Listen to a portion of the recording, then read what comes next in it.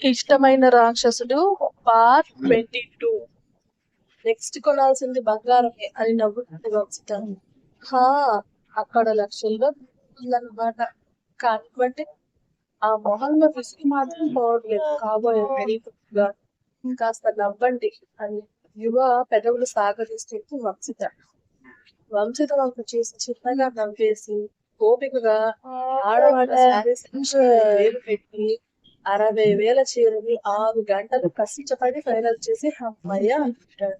ఏంటి అప్పుడే రిలాక్స్ అయిపోయారు, గోల్డ్ షాప్ కి వెళ్ళాలి పదండి. ఇప్పుడే కదా శారీ సెలెక్షన్ అయిపోయింది, కాస్త గ్యాప్ ఇవ్వవే. జస్ట్ శారీస్ నే అయ్యింది, ఇంకా గోల్డ్ కొనాల్సిన ఐటమ్స్ ఉన్నాయి. పోలీస్ అసలు పెళ్లి బట్టలు నగల వరకే ఉంటారు, మిగతా విషయాల్లో నన్ను ఇన్వాల్వ్ చేయకు.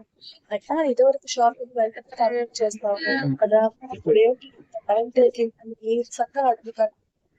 ఇప్పటిదాకా నేను షాపింగ్ చేసింది ఆఫీస్ వేర్ లేదా డైలీ వేర్, నైట్ వేర్, అయితే ఫెస్టివల్ థింగ్స్.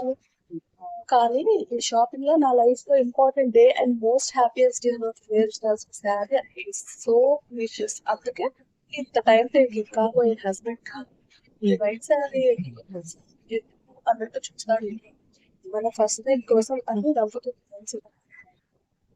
విప్పాల్సింది నేనే కాబట్టి నాతో సెలెక్ట్ చేయించావా అని అల్లరిగా అంటాడు. వచ్చి సిగ్గులేని హాఫ్ హస్బెండ్ టాపిక్ తీసుకొచ్చిన నీకు దట్ సిగ్గు నవ్వి భాస్కర్ గారు పిలవడంతో బిల్లు స్టార్ట్ అవుతారు. రానా సార్ వదలండి, టైట్ చూసారా, కాస్త నిద్రపోనివ్వండి ప్లీజ్ అంటున్న ఇష్టతని ఇంకొంచెం దగ్గరికి లాక్కొని మొదలాలని మప్పుగా అంటాడు రానా. నేను మార్నింగ్ లేదంటాడా, నేనే పట్టుకొని నైట్ నా కోసం ఇచ్చింది, ఇంతవరకు కూడా నైట్ నీకే ఇచ్చేసి. అది నా కోపం మాత్రమే, చెప్పలేనంత ప్రేమ. చిన్నగా నవ్వి రాణా కుట్టల ప్రభావి కొట్టుకు యష్ట ఆమెను గట్టిగా చుట్టేసి కళ్ళు మూసుకున్నాడు రాణా. ఉదయం యషిత తన పనులు ఫాస్ట్ కంప్లీట్ చేసి రాణి కోసం లంచ్ కుక్ చేశాక కొత్తగా వచ్చిన అసిస్టెంట్ జాగ్రత్తలు చెప్పి రాణితో తమ హాస్పిటల్లో ఉన్న ఎలిజా కోసం స్టార్ట్ అవుతారు. రూమ్ మొత్తం క్లియర్ చేయడంతో డైరెక్ట్ గా అక్కడికి ఎలిజా వాళ్ళ అమ్మ వాళ్ళ గురించి ఫ్రూట్స్ బాస్కెట్ ఇస్తారు. Hospital one of the founder Rana చెప్పకుండా రావడం దీని కింద మీద పట్టి రాణా ఆ మేఘాలు వస్తారు. Good morning sir. ఎలిజాతో మాట్లాడుతున్న రాణా తలపాటు చూసి దీంతో మాట్లాడాలని బయటకు వెళ్ళాడు. ఏంటి సార్ ఏమైనా చేంజ్ అయ్యారా, చాలా మారిపోయాయి ఆయన నాతో సింపుల్ షాక్ అయిపోతాడు. ఏంటి అంత షాక్ అనే విషయంకి ఆరాటంగా ప్రపోజ్ చేశారు అని సిగ్గుతో చెప్తుంది. ఏంటి ఇదంతా అని కళ్ళు తిరిగి అనవుతుంది ఎలీజాకి. పోయి ఇలా పడిపోయేలా అయితే అస్సలు చెప్పేదాన్ని కాదు అని చిరు కోపంగా ఉంటుంది యష్ట. రోజు రోజు ఉదయాన్నే మీకోసం ఫస్ట్ ఎయిడ్ తో రెడీగా ఉండేదాన్ని మేడం. మీ బాడీ మీకన్నా నేనే ఎక్కువసార్లు చూసుంటాను. ఓకే గారు ప్రపోజ్ చేశారు అవగానే మోర్చలాగా రావడం ప్రమాదం. చాలు చాలు మరీ రాడా సరే ఇళ్ళన్నా చేసి మాట్లాడుతుంది. ఓ హస్బెండ్ మరి కాదా,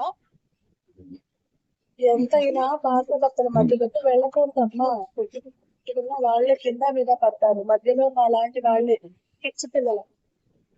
ఎలిజా రియాక్షన్ కి చిన్నగా నవ్వి బాగా చూసుకో, అలాగే మళ్ళీ రాత్రి సరే అలాగే మీరు మాత్రం చక్కగా నేను వచ్చేలోపు ప్రెగ్నెంట్ అనేది న్యూస్ చెప్పు.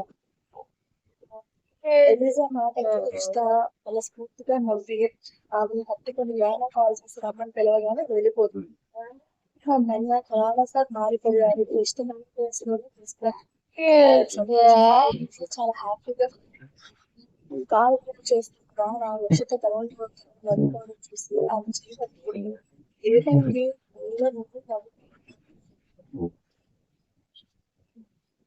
ఏం లేదు మిస్ చేసి నవ్వుతూ ఇష్టంగా చూస్తున్నాను. ఎంప్లాయీనే కోరుకుంటుంది. అలాంటి కాకపోతే మన బేబీని చూడాలనుకుంటుంది కదా. రావడం మటుకి తన బేబీ వస్తే రాత్రిలో చిల్డ్రన్ రావచ్చు అన్న ఆశ కూడుతుంది చేస్తలో. అయితే ఇవాళ కష్టపడబడుతూ అక్కడ రావడం. మీరైనా ఇలా మాట్లాడితే ఈ అల్లరి వదల దగ్గర మాట్లాడి చూసారు ఆశ్చర్యంగా అంటే ఇష్ట అమ్మ నాన్న నా ఊహ వచ్చేసరికి వాళ్ళు వెళ్ళిపోయారు.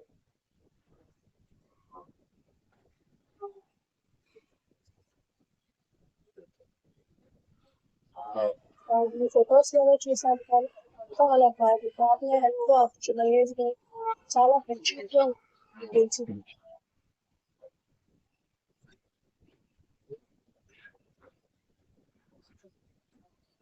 పేరు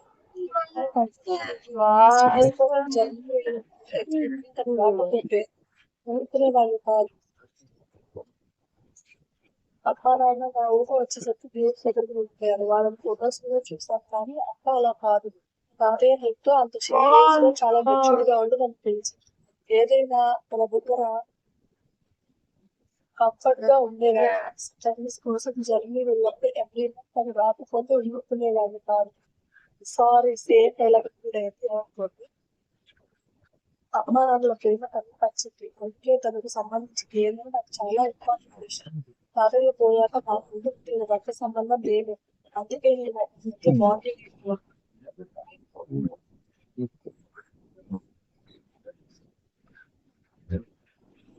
నానా ఇంటిలో బాధ ఇష్ట కళ్ళల్లో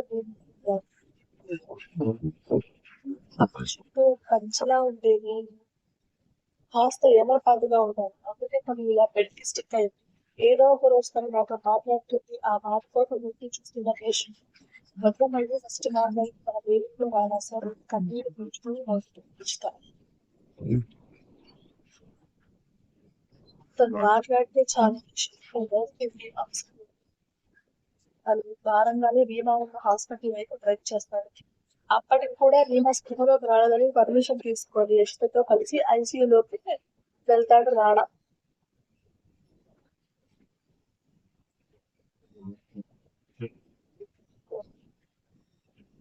వాళ్ళంతా బ్యాండేజ్ తో ఉన్న దిబ్బలు చూడగానే ఇష్టకి కూడా చాలా బాధగా అనిపిస్తుంది. ఉడుకు పక్కన లేకుండా బయటికి నడుస్తుంది. ప్రసాద్ గారిని పలకరించి డాక్టర్తో మాట్లాడటానికి వెళ్తాడు రావు.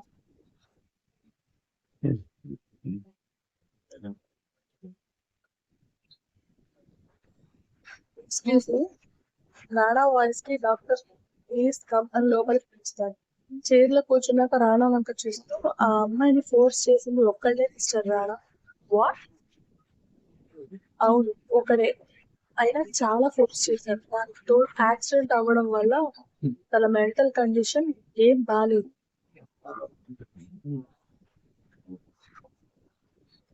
స్పృహలోకి ఎప్పుడు వస్తుంది డాక్టర్? 24 hours పడుతుంది. ప్రాణానికి ప్రమాదం లేదు కదా? లేదు, బట్ తన బాడీ ఫుల్ గా డ్యామేజ్ అయిపోయింది. రికవరీ అవ్వాలంటే 3 months టైం పడుతుంది. మీరు పోలీస్ కంప్లైంట్ ఇవ్వాలి అనుకుంటే గో హెడ్.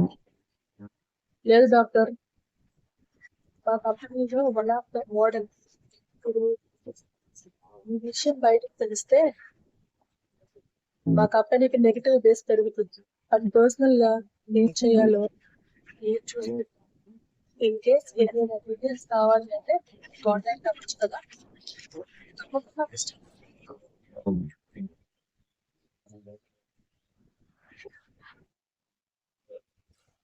థ్యాంక్ యూ అని బయటికి వెళ్ళిన నాన్న స్కూల్లోకి వచ్చిన రూమ్ ఎలా రియాక్ట్ అవుతుందో అనుకుంటాడు. డేవిడ్ సార్ ఒక గుడ్ న్యూస్. ఏంటి జేమ్స్? ఆ పోలీస్ కి నెక్స్ట్ వీక్ ఫెయిట్ వాడి వెరీ గుడ్. మ్యారేజ్ అయ్యాక వాడి పెళ్ళాన్ని తీసుకొచ్చి చెప్పేద్దాం. అది చాలా ఈజీ పనిష్మెంట్ జేమ్స్. మరి ఏం చేద్దాం సార్? వాడి పెళ్ళ మన వాళ్ళతో కీప్ ధైర్యం కొడతామని అనిపిస్తుంది. ఆ క్లిప్ గా తీసి వాడికి పంపించారు చాలు. పిచ్చోడైపోతాడు. కానీ మన వాళ్ళకి సంపదనే వచ్చినాయి, ప్రాణాలతో వచ్చిన రాదు కదా. నా మాట కాదు, దాన్ని బలవంతంగా అనుభవించడం తప్ప ఇంకేదైనా చేస్తే వాడు ప్రాణాలతో మిగలడు. ఏం చేయాలో క్లారిటీ వస్తుంది కదా, వాడి పెళ్లి కోసం మనం కూడా వెయిట్ చేస్తాం. బట్ మన వాళ్ళు వాడి అండర్ లోనే ఉన్నారు కదా సార్. వాళ్ళు ఎప్పుడో చంపేశారు. వాట్? తెలియని శవాలు డ్రైనేజ్ కాలువలో న్యూస్ చూస్తుంటే అంటే వాడికి మొత్తం ఇన్ఫర్మేషన్ తెలిసిపోయిందా? తెలిసింది, కానీ ఆ ప్లేసెస్ వాడు కనుక్కోలేడు జేమ్స్. ఎలా బాస్? ఇలా అని ఆ ప్లేస్ కాలేజీ బూడిద అయిపోయిన ప్లేస్ చూపిస్తాడు. ఆ గొడవలో మాల్ ఉంది సార్ అని షాక్ గా అడుగుతాడు. షిఫ్ట్ చేయించాను. You don't worry James, let start our game అని మొదలుపెట్టాడు. ఓకే బాస్ అని జేమ్స్ వెళ్ళిపోతే డేవిడ్ న్యూమన్ ఫోటో కసిగా కాల్ చేస్తాడు. థర్డ్ మంత్ ఎండింగ్ లో ఉన్న మహిమ అప్పటి వరకు నేను వామిటింగ్ స్టార్ట్ అవ్వడంతో 2 days నుండి ఫుడ్ తీసుకోకపోవడంతో హాస్పిటల్లో అడ్మిట్ అవుతాను. చూస్తానే కృష్ణ నీరసంగా ఉన్న మహిళ ఫేస్ చూసి డల్ అయిపోతారు. నేను బానే ఉన్నాను కృష్ణ, ఏం బాగున్నావో చూస్తున్నాను కదా. కడుపులో ఉన్న నాలుగు బాగా అల్లరవుడి బయటికి రాగానే వాడిని ముందు ఇచ్చి బాగా ఏడిపిస్తానని ఉడుకుతుంటాడు. అల్లుడని ఫిక్స్ అయిపోయావా? హా, నాకు అల్లుని చేసుకోవాలని ఫిక్స్ అయ్యాను. అయితే నీకు రాబోయే కూతురు నాకు కోడలు చేస్తాను అని. అవును. మరి మీ ఆవిడ ఒప్పుకోకపోతే ఏం చేస్తావు? ఒప్పుకుంటుంది. నేనంటే మా ఆవిడకి చాలా లవ్ అనుకున్న ప్లేస్ స్పర్శ గుర్తురాగానే నవ్వుకుంటాడు విష్ణు. అబ్బో, డే డ్రీమ్స్ రా? అదేం లేదు. జ్యూస్ కంప్లీట్ చేసి నేను డాక్టర్ తో మాట్లాడేసి వస్తాను అని బయటకు వచ్చిన కృష్ణ రాణా కనిపించడంతో హాయ్ సార్ అని పలకరిస్తాడు. హాస్పిటల్ లింక్ తో మాట్లాడుతున్న రాణా వాయిస్ వచ్చింది తన చూస్తాడు. స్టోరీ నచ్చితే లైక్ చేసి, షేర్ చేసి, కమెంట్ చేయండి. ప్లీజ్ సబ్స్క్రైబ్ చేసుకోండి. ఖచ్చితంగా ఈ వీడియోలో అన్ని తప్పులు తడికలు ఉంటాయి, అడ్జస్ట్ అవ్వండి. మీరు అడిగారు కాబట్టి మళ్ళీ ఇంకో video editing and voice over చెప్తున్నాను. నా వాయిస్ సరిగ్గా లేదు, వే ఆఫ్ టాకింగ్ కూడా కొంచెం మారింది హెల్త్ ఇష్యూస్ వల్ల. కొంచెం మీరే అడ్జస్ట్ అవ్వండి అబ్బా. అది కూడా ఒక అప్డేట్ పెట్టగానే ఇంకొక అప్డేట్ అన్నారు కాబట్టి కొంచెం 1 day గ్యాప్ తీసుకొని ఎలాగోలా అడ్జస్ట్ అయి పెడుతున్నాను. తప్పులు ఉన్నా, ఎడిటింగ్ లో ప్రాబ్లమ్స్ ఉన్నా, మళ్ళీ డైలాగ్స్ రిపీట్ అయినా ఈ ఒక్క వీడియో అడ్జస్ట్ అవ్వండి. నేను మళ్ళీ కొంచెం అలవాటు మిస్ అయింది కదా, కొంచెం ఎడిటింగ్ అని పర్ఫెక్ట్ గా చేసుకుంటాను ప్లీజ్. ఓకే.